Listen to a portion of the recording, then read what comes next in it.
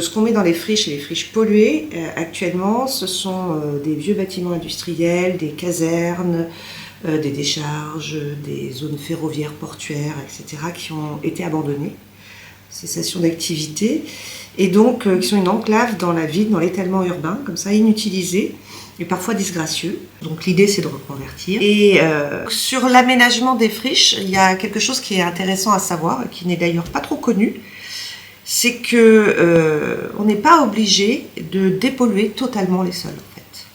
Donc l'idée du réaménagement de la friche urbaine polluée, c'est de faire un vrai diagnostic du sol, de mettre en place un plan de gestion, mais ce plan de gestion, il est calé sur l'usage futur.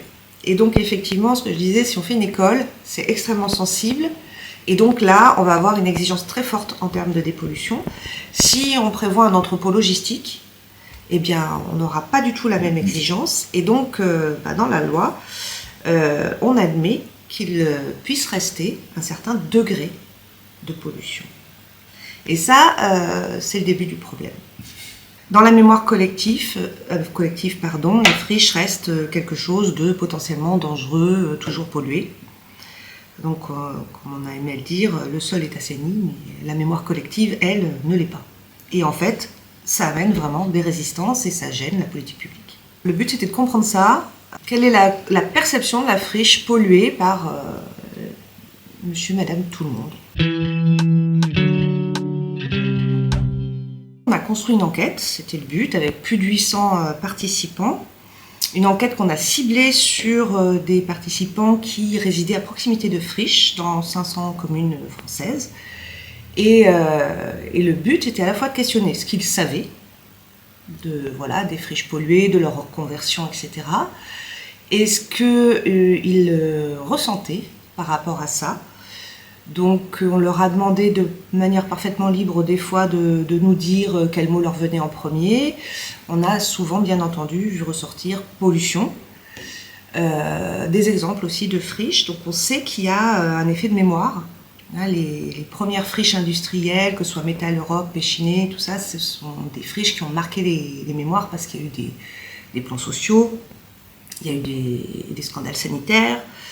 Et en fait, tout ça, c'est resté vraisemblablement en mémoire. En tout cas, ça ressort très fortement. Et au-delà de ça, on a testé tout ce qu'on pouvait avoir et à savoir autour des friches, du degré de dépollution qu'on instaure, des aménagements qu'on peut faire, enfin voilà.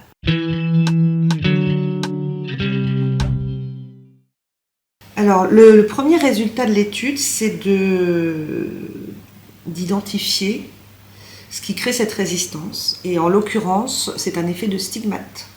Alors, un effet de stigmate, c'est quand on a en mémoire une idée qui reste. Et là, pour les friches, c'est une idée de risque et de pollution. Voilà. Ça vient un peu de ce problème de décalage technique que j'évoquais tout à l'heure, à savoir, on n'est pas obligé d'avoir une dépollution parfaite sur une friche. Et le problème, c'est que ça va s'ajouter à une mémoire collective qui a gardé en tête la fin de ces héritages industriels et le scandale sur Métal Europe, sur Péchiné, alors des problèmes de santé, des problèmes de pollution avérés. Donc cet effet de stigmate, il est alimenté par cette mémoire collective, il est aussi alimenté par le fait que la pollution, c'est un mal qui est diffus puis qui est surtout pas visible.